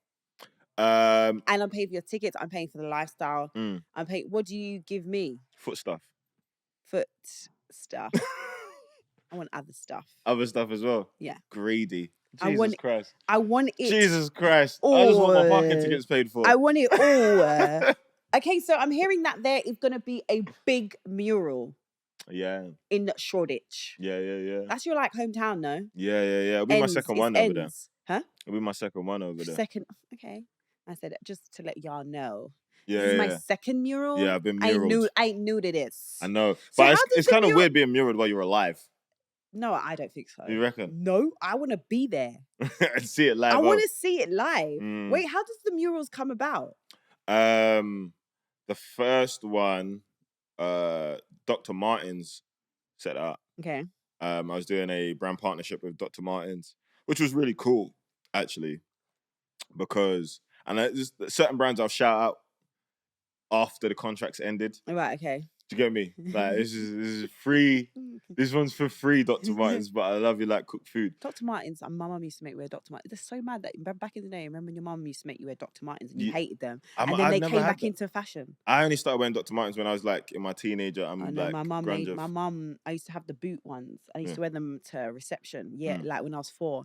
I used to have my hair came rolled to the side like this, and it would like be in this like little braided thing, and I'd have like tracksuit bottoms, and then they would like had the scrunchy bit at the bottom. See, that's so I was looking real bad man. Stuff. I was really, and I hated them. And then when I got to like 20, I remember, or maybe even older than that, I went and bought a pair for like £110. I was like, can't believe I bought. Like my mum was like, I hated them. But go back to the mural. But yeah, no. So Dr. Martens, we did a dope campaign. But like even with them, they kind of let me take a portion of what they would have paid me, and then put that straight into like youth arts and youth clubs. Oh, that's amazing. And things like that, and buying equipment for Hoxton Hall and, do you know what I'm saying, Concord, and just it was dope. It was dope to work with them. And then that ended with them doing a mural for me in like near Curtin Road. That's like where you lived, right? Yeah. Right. That's so dope. Yeah. I got to walk from my mum's yard to the mural. Did you cry? Did you bust a tear? I think like a thug one, like a thug tear. Like just a little. Just like a yeah. Like, look what we did. Yeah, mama, we made it. Tight beat. So where's this one? Shoreditch, but where in Shoreditch? Brick Lane. Okay, nice. Yeah, so it'll be in Brick Lane. So what the things today? Or tomorrow? I got a single dropping today as of recording this. Okay, as we're recording. And then tomorrow. That's expensive. Out now. Go stream that. It's a vibe. I actually really like it. You like it, yeah? It's a good song. Thank you. It's like I can't wait to see the visuals. Well, people keep saying this, and there isn't a visual. No, but I saw you on your story the other day. I saw you doing some like for social media. looking down like it's night. Yeah. You'll ring me after that one as well and be like, look, you're doing it here we again. go. Listen, you just love it. You love it. You got a painting in the video, innit? You have. Maybe. Yeah, of course you have. Listen, if one thing Kojey's going to do beautiful. is going to have a painting in the video. Women are beautiful. You know, people thought that our picture that I put up was a hard launch. Hard launch? Yeah, you know the picture I put up from the I feel like we would hard launch better than that. We would just like tongue kiss. You want to tongue kiss now? As a hard launch? Yeah. Come then. Off camera, we'll do it in a bit. And then we'll upload the video. Yeah. No, people would literally thought this was like in the comments. You read the comments? Yeah, I read the comments. And the comments, people were like, like you two why is you two? It's giving hard launch. It's giving soft launch. Yeah, I feel like soft. I would say soft launch. But Kojey's soft launches with a woman every other week. This is terrible propaganda. This is not true. I'm in my house every other week. Marvel Rivals. You can come catch me. I'm not saying that's not true, but I'm an elite Penny Parker. How many women think they've got a chance with Kojey? How many men think they have a chance with Zeze? None. That's not true. I swear to you, there's no one there. Yesterday I sent a message to someone. I was having a conversation with someone yesterday. Some young thing. I gave him my number. Sometimes I just give guys my numbers because why are you doing that? Sometimes I just give people my numbers and then what happens? Because I know I'm gonna block them. So I just like, here's the number so you can leave me alone for the night because I don't need you like being like, yeah, why are you not just giving me on? Come on, man. So sometimes I just give the number and then I have a conversation. So I gave this little young thing my number the other day. Came up to me at Shoreditch House. And he's like, yo, and I was like, okay, he's quite good looking guy. And I was like, cool, brilliant. Gave him my number. He messaged me the next day. We were talking. It kind of fell flat. He messaged me yesterday and he's like, oh, just no response now. And I was like, oh, sorry. Like, you know, I said, but to be honest with you, you're probably not on what I'm on, so let's just leave it. And he's like, what do you mean? I was like, well, you're like 27. He's like, oh, actually, I'm not 27, I'm 32. Oh, he's actually your age. He's like, I'm 32. And I said, so what are you on? Like, what do you want in life right now? He's just like, oh, I'm just focusing on my work. And I said, yeah, bye. See you later. I was like, take care. He's like, right, just like that. I said, just like that. Because I haven't got time. No, I hear it. So there's absolutely no one out there that could be like, yo, I feel like I've got a chance with Zeze. Whereas I reckon I could be in a room with about 5 women and there would be like, bruh, somebody would this is insane propaganda. I reckon there'll be like some women in there. Like I could overhear a conversation. I'd be like, yes, the other day, Kojey, and I'll chuckle to myself because I'll be like, yeah. Once upon a time. Oh, not anymore. I got caught out like that one time. Oh, tell me. Give us the juice. I love a good story time. What did you do? I was just in a period of my life where I was doing too much. And I thought I could juggle. And then this is why I don't juggle. This is propaganda. This is slander. and my lawyers will be in contact. Do you know what I mean? But yeah, no, I thought I could do more than I could. I was trying to spin plates. And yeah, there was a particular night where why am I laughing? I was like, right, let's just spin all the plates in the same place. Nah, rookie error. Rookie error. Some people can walk through the fire and not get burnt. You gotta like okay, so then you got to the function. How many plates were in there? 2 plates. Okay, 2 plates. Okay. 2 plates. So it was just one. I don't want to call women plates. 2 amazing, beautiful women. Okay. Incredible souls. Right. Fantastic people. No love lost. Right. Just me being presented with opportunity at a time where I didn't think I had a chance at either of them. And they both gave me some play at the same time. And I was like... You lost your mind. I lost my mind. Yeah, you were new to it. I was new to it, not true to it. I was new to it, not true to it. Oh God, I'll tell you something. You was like, wow. And I thought, yeah, minor. Like, yeah, they're both here, but minor. Not minor. So because obviously girls just like end up in the toilet at the same time. Oh, I was going to say girls like to imprint because I'm going to imprint my motherfucker in that rave. Let me tell you something. It was. I'm going to walk up to him. I'm going to let every single motherfucker know in here. Listen. Yeah, this is me. Right. Nah, it wasn't. Luckily, I didn't have that in there. Oh, okay. But I think they went to the bathroom at the same time and got into like a chit chat about like, how do you know? What was it like your event? Yeah, it was my thing. Oh God, Kojey, come on. Yeah, I know. I was new to this. I wasn't true to this. Yeah, but also this is what I'm saying. You probably, because really there was loads of other women in that event, right?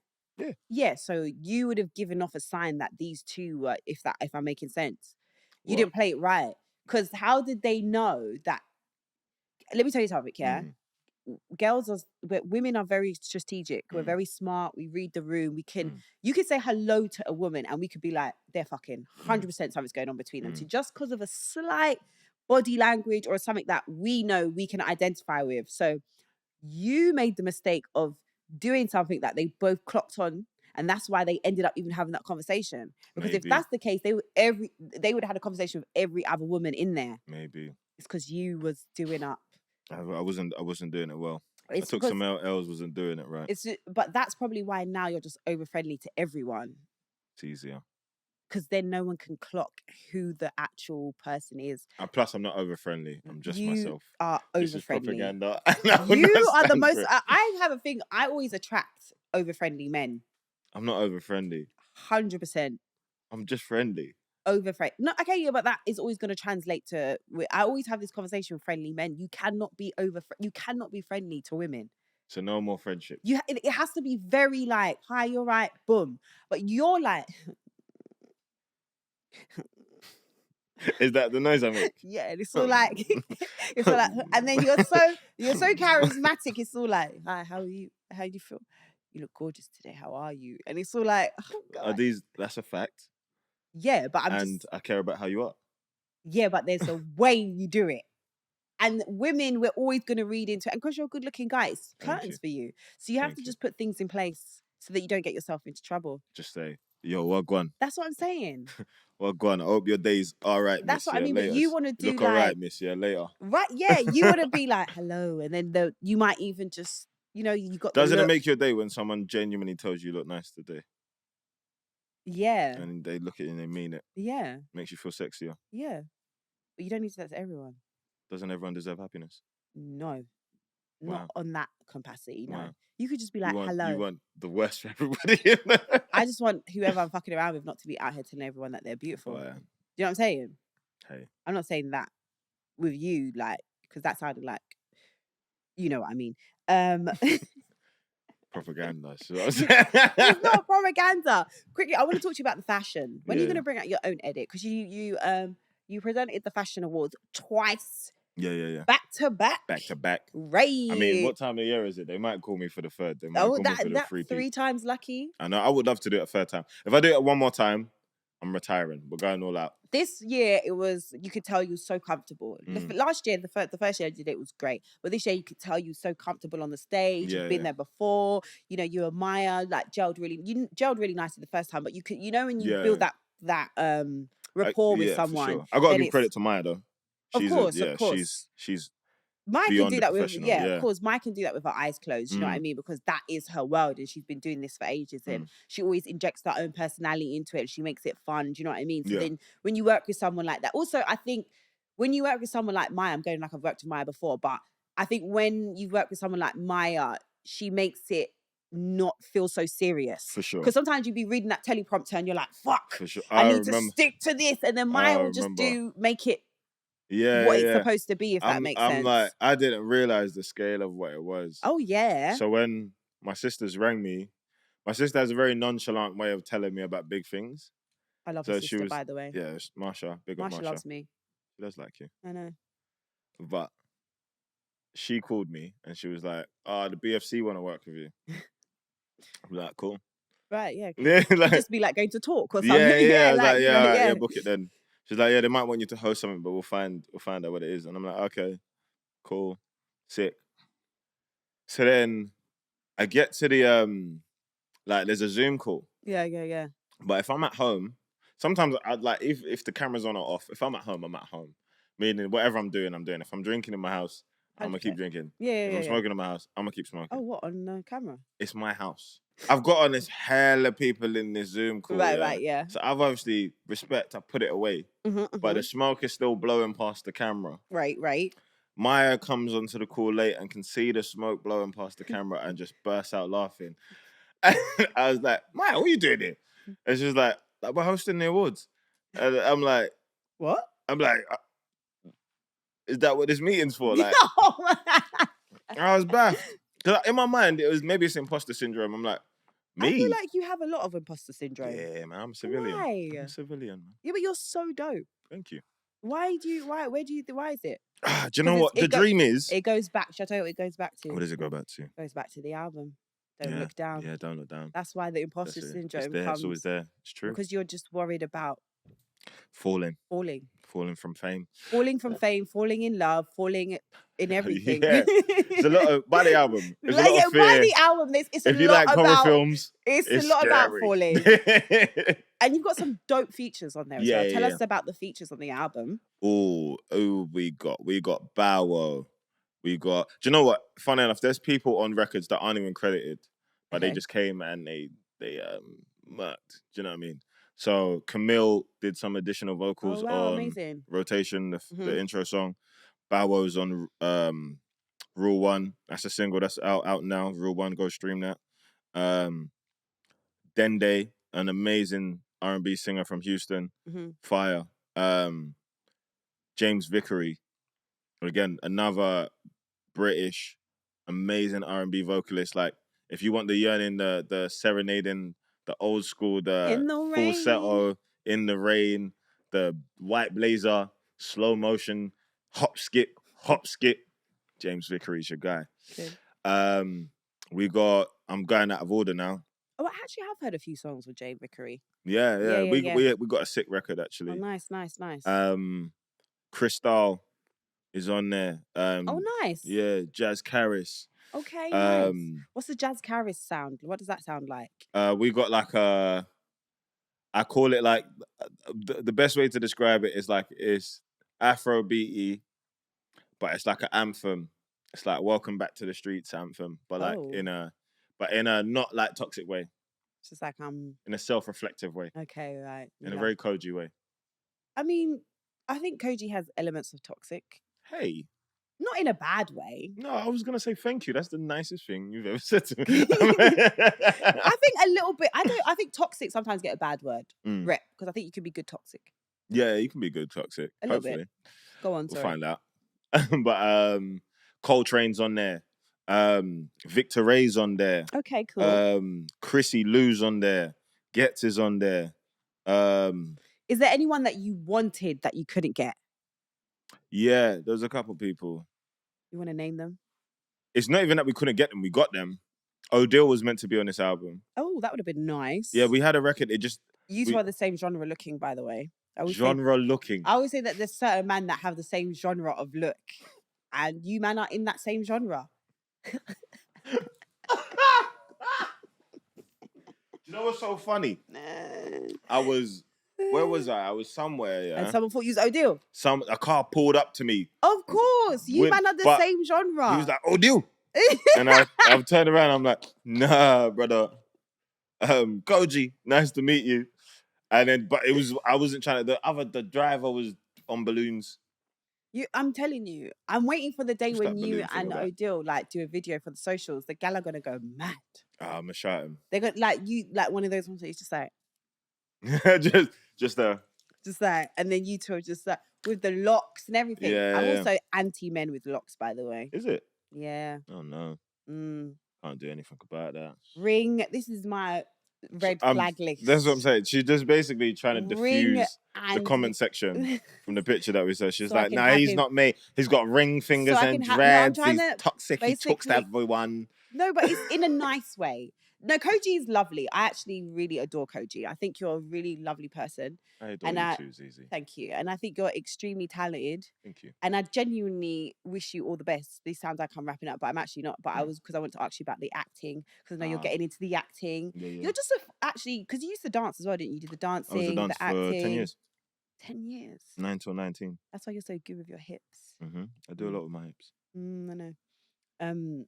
Go on, talk to me about the films and stuff and acting and all that good stuff. Simon Curtis Brown. Right, clock it.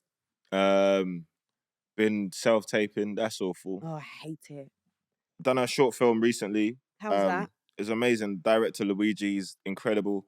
Co-lead was Amari. He was just in Adolescence. Okay. he's flying up the ranks, man. Learning from him was incredible. Like when I get on set, I really try and find all the actors that will give me 10 minutes of conversation and just teach me what you can in 10 minutes. Like, do you know what I mean? Like, let me learn from you, because I'm still a little fish in that world for sure.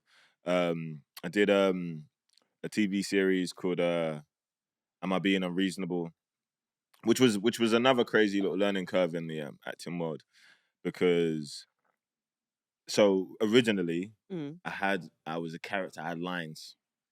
Nice. I had things to say, Zeze. Right, and then you practice those lines a bit. Did I.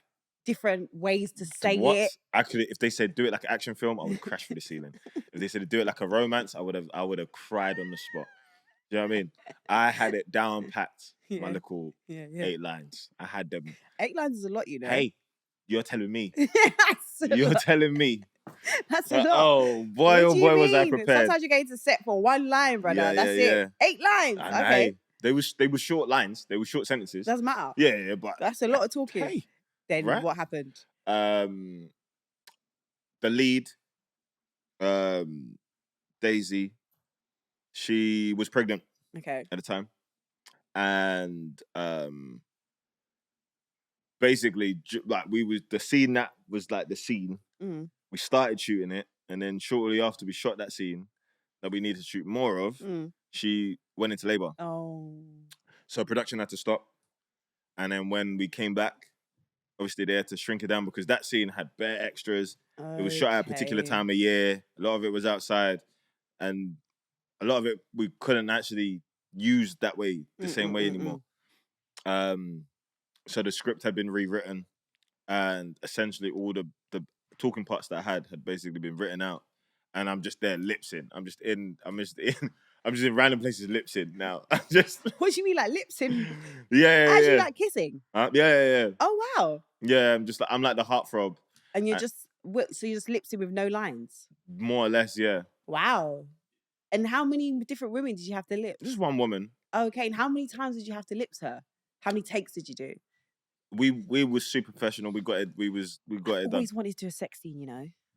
Very far from what I had to do. But I know, but what I mean is I've always wanted to do I've always wanted to do like a passionate scene. Like I said, can you put me in a video? And then we do a sex scene in a video? It doesn't have to be a sex scene, but just like a lips or something. Or alluding to a lips. But really, because you know, I said when I'm 40, if I'm not in a relationship, I was gonna bring out my own sex tape. Oh, sick, because I bought.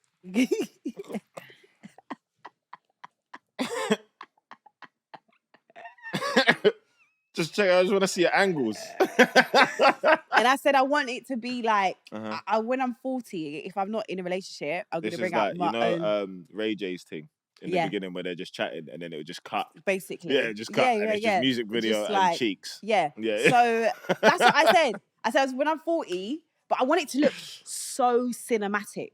I want it to be like wind blowing sheets kind of thing, like them old school like Cisco videos. Remember when he's like, believe I had and there'll be like a white sheet just blowing in the wind.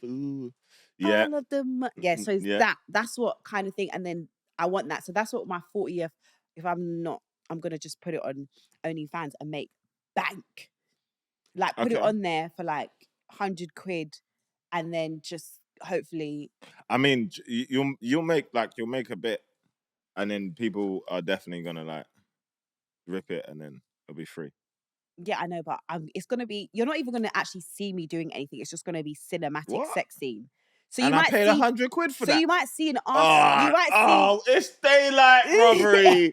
No, you'll all see over again. And I respect the hustle. You will see like when they do it in films and you just see like a little nipple erection. Yeah, something like that. Maybe an arse cheek. All that. That's what I want. That's what I want. I even bought this with me, man. That's exactly what I'm gonna think. That's what I want to do. Okay. And I want to be in like a music video where I'm like the love interest, but it's like we look like the lighting and everything. The skin is glowing. It's popping. That's what I want. That's one of my tick lists. Cool. Anyone listen? obviously Kojey said, but obviously any artist. But you obviously have to be. I don't feel special anymore, and you're uninvited from my set. Sorry.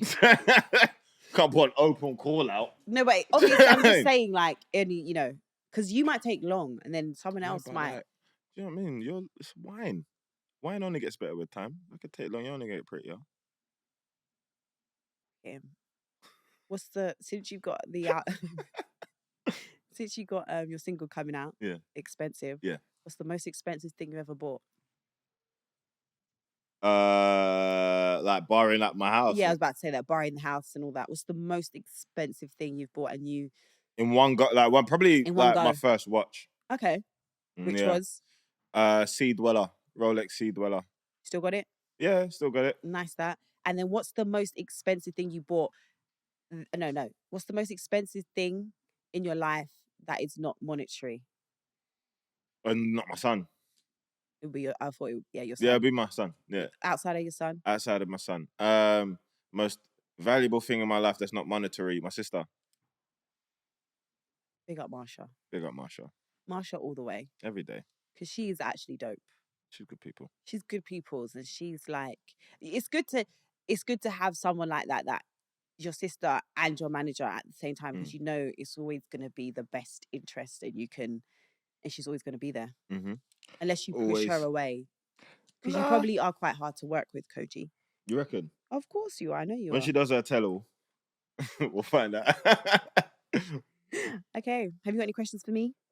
I'm trying to think about have I got any questions for you? What's been your favourite interview that you've done? For Zeze Millz. No, because you've done a lot of interviews. You're booked and busy. Yeah. I don't.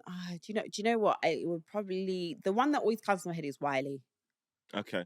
That to me, and I think that's like an iconic interview that will forever. I think that like put me properly on the map, and I will forever. Was that post crash out? Pre crash out. Yeah. So it was like, and it was also, it was really beautiful, because Wiley's also just at the time was so notorious for never turning up to stuff, right? So it was always this thing of like, was he going to turn up? Yeah. And then he actually turned up. And then I think a lot of people were like, oh my God, he actually turned up. And then we had that amazing interview where it was just like chaotic, but it was so good. And even he put it up the other day, and I just looked so much more round, and everyone in the comments were like, yeah, look, she looks so much better when she had weight on. I was like, fuck you lot, man. Leave me alone. Like, it's so annoying. Do you still get that? Do people say? Yes, it's so annoying. Why is it annoying? Because they always be like, oh yeah, she's on coke, or they'll be like, oh she's on. No. People always say that to me. Like, oh my God, how did you lose the weight? Well, no, I think I did have this like weird stomach bug at one point where I literally, oh my God, remember that time when I came to Manchester? Do you remember that? Manchester. What do we do in Manchester? You had what festival do they have up there? Oh yeah. I can't remember the festival. I remember. Right, was it Big Thang and 50 Cent was there? Yeah. Right. Yeah. Okay, and remember I ate the steak, right? Yeah. I ate the steak, and I'm probably giving too much information now. That you knew this though, but that shit ran my belly for the whole day. Like I think I was so annoyed because I went to the festival with Kojey. Yeah.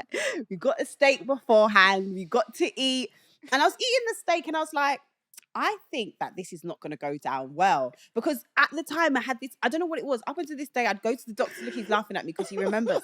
I went to the doctors because I came back from, so I went away, came back from Ghana, I think it was, and I think I got like a bug or something, right? And literally after that, I couldn't eat. I would eat and it would go straight through me. Like, and to the point, so I think I lost a lot of weight because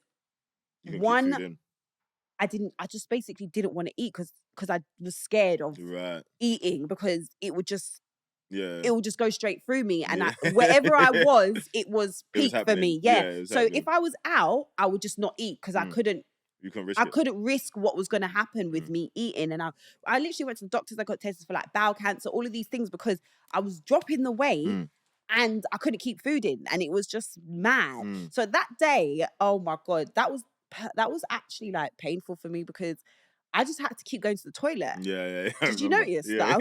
I was like even I was talking to one of my exes the other day, like my first love, And he was like, but you were always small, because he knew me as small. Like, Right. so before, So it was a blip in time in which it was a blip in time. where you was And big, also and everyone was like, I right, like that. right. And also I had this friend that was convinced that if I wanted to be with black men, I needed to put weight on. Yeah. So she kind of fattened me up a little bit. Right. So she was like, you need to eat, Right, and go gym. And I was like, yeah. And to be fair, like, that's when the black men started liking me. Because I was a bit more meaty. He was like, yeah, Z, you're looking nice. I don't think I clocked you when you was meaty. So then that means you liked me as I was. No, because I was doing. I think it was after. When did you clock me? You was wearing a white suit or something like that. He was wearing white. Oh, that might have been when I was a bit more weighty then. I think I went. Where was this? I don't know. I think I tweeted something. Oh, did you? Right, you've always been on the kid, right? Been on your body, nigga. You have been on my body. On You know what body, you said? Do you nigga. remember what you said to me? What did I say? You said when you finish the album, we can be together. Of course. We're gonna Album's done now. So Hard launch. Wiley's my favourite interview, and you will always forever be my favourite person. And we take those, because that's what I was angling for this whole time. But big up Wiley. Yeah, no, but you said my show. Yeah. And this is the first time you've come on my show. I know, but you was meant to say, this was so good that this is my new favourite. No, but you're just my favourite as my favourite person. I'll take it. In every capacity. I'll take it. Do you know what I mean? Yeah. I'm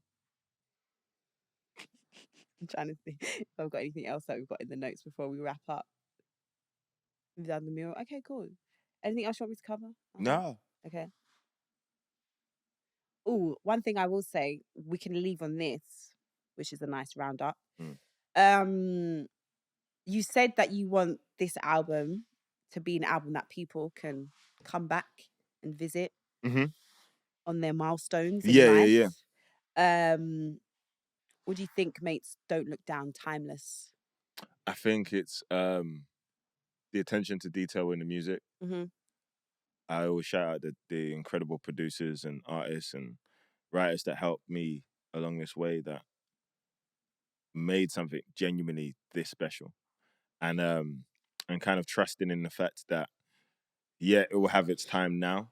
Like, we're promoting it and it's coming out and everyone's going to listen to it, blah, blah. But I think of albums like Miseducation or The Love Below or Get Rich or Die Trying or 90. What's the Usher one? 8701. 8701. There's like albums that's like cemented in history that you constantly go back to, that still mark certain milestones in your life because the music's connected with you in that way. And I think for me, that's more of like a personal goal, that I can make something that is that substantial that people want to come back to and celebrate certain moments in their life with it. Right. I mean, so mainly it's just encouraging people to listen to the whole thing, you know, and enjoy it as a body of work before we do the playlisting thing or we take our favorite tunes out and we like skip the rest. It's like enjoying it as one piece, one body of work is ultimately the goal. But then if there's going to be little gems, I just want them to exist in people's life. Like, I want to write a song one day. I don't think I've done it yet, but that's like, could be a wedding song. Okay. Oh, you don't think so? Nah, I've not written it yet. I've not been that close to love. But you do it to yourself. It's not me, man. It is. You lot are scary. Don't do back row. No, seriously. You remember, guys. You lot are very, very scary. No, we're not. Spooky. Why? Treacherous. You know, the girls that are not going to be scary to you are the girls that you don't want. Nah. Yeah. Nah. You know, do you know what it is, yeah? I think that at some point, yeah, we've been sold the dream that you guys get Barbies and like doll houses or whatever, and you retired those. I don't think that. I think you guys get a scream mask and you decide to lock it away. But every now and again, you think, you don't know, I could just go to the closet right now and put the mask on and he's done. Do you know what I mean? And some people are still, some people don't even lock it away. Yeah, but some girls have it in not even the boot. Just there. The glove compartment. Check it in the mirror. Close the mirror and then just. So you're basically saying you're never gonna know. You're basically saying you never. Do you know what it is? I just hope I'm the one that gets to survive the horror movie. You will. I want to make it to the end. You will. You know? Just find the right gal. Yeah, man. But you lot are scary. And so are you. Should we just be spooky together? And on that note, guys, we've finished. You You know what to do. Like, subscribe. Make sure you subscribe. My YouTube guy told me that haven't got enough subscribers at the moment. 70% of you lot are watching without subscribing. Right, you know there was they give you and you need to tell them to subscribe. Subscribe, guys. Jesus. Subscribe. Subscribe. Just it's not like it's not hard. It's a button. It's literally a button. You click it. Touch a button. Touch it. Right. Listen, do what Kojey said. Exactly. Because he knows best. I'm subscribed. Are you? Yeah. That's so nice. You're welcome. Okay, guys, you know what to do. Like, subscribe, tell your friends, tell your mom, tell your dad, tell everybody. We out. Thank you so much. Thank you, honey. Anytime. How long was that? I was going to say.